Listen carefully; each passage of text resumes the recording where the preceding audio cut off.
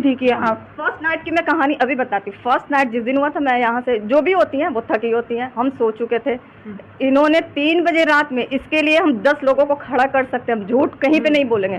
इन्होंने क्या कहा, फर्स्ट नाइट को 3 बजे रात में जिसने रिश्ता लगाया उसके पास फोन किया, मेरे जीजा जी के पास, मेरी बहन के पास। 3 बजे रात में फर्स्ट नाइट को फोन करके कह रहे कि मेरे साथ फिजिकल नहीं हो रही है, मेरे साथ फिजिकल। जब हम इतने लोगों के पास जब इसमें आ गए, जब हमको ये कोर्ट तक घसीटेंगे तो समझिए इज्जत खत्म हो गई। अब तो कोई इज्जत नहीं है, तो ओपन होकर ही बोलना सही है। एकदम सही है। फर्स्ट नाइट को इन्होंने कहा कि मेरे साथ फिजिकल नहीं हो रही है ये लड़की। उसी रात 3 बजे रात में मेरे जो भी थे रिलेशन वाले जीजा जी लोग फोन किए कि तुम उसके साथ ये फिजिकल के लिए फर्स्ट नाइट से ही हमको परेशान करने लगे। वो भी सोच रहा होगा अब तो परमानेंट व्यवस्था हो गई लेने की, लेकिन अब बीवी नहीं दे रही है तो वो तो बोलेगा ही। आपको देनी पड़ेगी, पति है वो, बॉयफ्रेंड नहीं। बात तो सही है। दुख मिले 1000, पति न मिले छिनार। Emotional damn it. काश इसके माँ बाप भी उस दिन फिजिकल ना होते। कहीं ये खुद को कैटरीना कैफ तो नहीं समझ रही।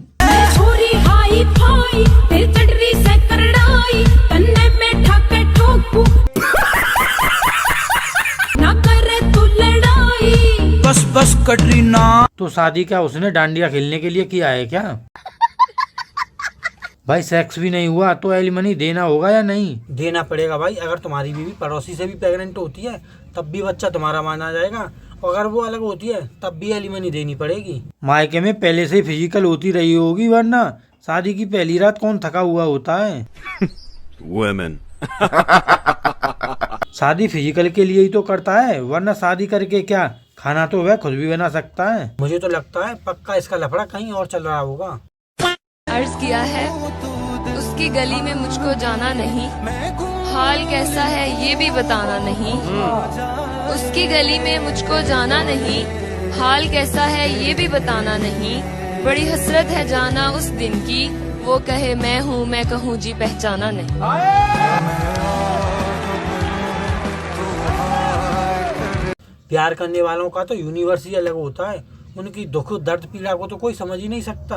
लिपट रही थी मेरी मौत मुझसे, मैंने भी उसे गले लगाया था, ये भी सच है मुझे महज एक शीशे ने बताया था।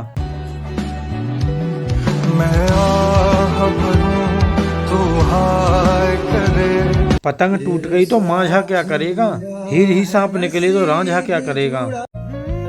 जिस्मों के पीछे भागे हो फिरते। इस दौर में इंसानों में वफा ढूंढ रहे हो, बड़े नादान हो जनाब, जहर की शीशी में दवा ढूंढ रहे हो। तुम्हें मिस करता हूँ, रोज करता हूँ, बहुत मिस करता हूँ तुम्हारी कसम। वादे तो पक्का थे लेकिन उम्र से थोड़ी कच्ची थी, किस्मत से हार गई वरना मोहब्बत तो हमारी सच्ची थी।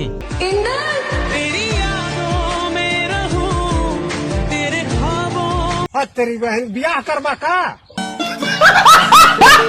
कितना भी पकड़े लो फिसलती जरूर है, ये लड़की है जनाब बदलती जरूर है। मैंने अपने आप को समझा लिया, जो मैंने तुम्हारे साथ वक्त बिताया वो मेरी जिंदगी के बेहतरीन लम्हे थे, मैं उन्हें संभाल के रखूंगा। भूकंप आया था, आपको पता चला था? हम गाछ छांट रहे थे, हमको पता नहीं चला, फिर भी भूकंप जो हुआ तो आम चीज ले पुलिस आता है, वो भूकंप रोकने के लिए पुलिस नहीं आता है, प्रशासन। प्रशासन का काम है भूकंप रोकना। तब किसका काम है? हम सबको, हम सब तो ये गाछ छाट रहे थे, हम क्या करेंगे? अच्छा, आपका ये कहना कि घटना हो रहा है, घटना भूकंप है, प्रशासन ने रोकता है, करवाता कौन है भूकंप? हाँ, भूकंप तो वही न, अब प्रशासन न जानेगा जो कौन भूकंप कराता है, क्या कराता है, तो या तो उसी का पता है। वैसे तो आ जाता है पुलिस बिन कहने। भूकंप से पहले नहीं आया? नहीं, रोकने के लिए जी हाँ। आतंकवादी ये भूकंप का काम करा रहा है, इसलिए पुलिस उसको पकड़ेगा तभी तो। चाहे कहीं कुछ भी हो हमारे साथ, इसकी जिम्मेदारी किसकी होती है? प्रशासन की। आखिर उनकी जिम्मेदारी होती है हमारी रक्षा करना। एकदम सही बात है, इसमें पुलिस की लापरवाही है। भाई साहब कुछ ज्यादा नहीं हो गया ये? मतलब कुछ भी। चाचा को भारत रत्न मिलना चाहिए। भारत रत्न तो बहुत दूर की बात है, इसे खूबसूरत चीज का दीदार कराओ जिससे इसका दिमाग भी ठीक हो जाएगा।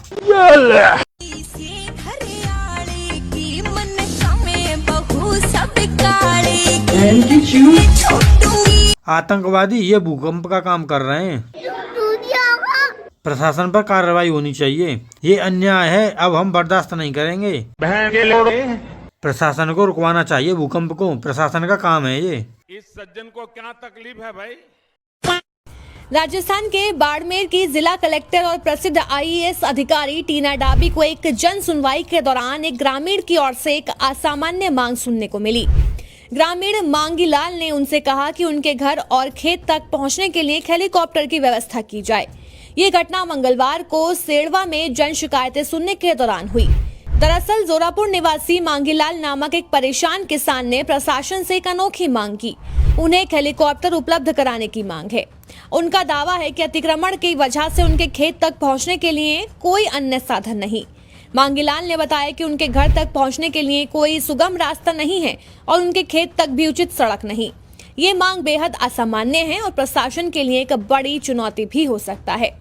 किसान मांगीलाल ने आरोप लगाया है कि उन्होंने सब डिविजनल मजिस्ट्रेट और पुलिस की मदद से सड़क बनवाने में सफलता प्राप्त की, लेकिन एक शिक्षक ने सड़क पर अतिक्रमण कर लिया और जमीन पर जीरा बो दिया। बताओ, उसको रास्ता भी नहीं दिया जा रहा खेत के लिए। मांगीलाल की मांग पूरी होनी चाहिए। बिल्कुल मैडम, आपको इस बात पर संज्ञान लेना चाहिए। कोई बात नहीं, हेलीकॉप्टर नहीं दिला सकते तो कम से कम रास्ता दिला दो। कुछ नहीं दिलाओ तो मेरी तरह भरोसा ही दिला दो। मांगीलाल तो मांगेगा, अब आप दिलाएं या मत दिलाएं। बड़ा हरामी हो बेटा। मांगीलाल तुम संघर्ष करो, हम तुम्हारे साथ हैं।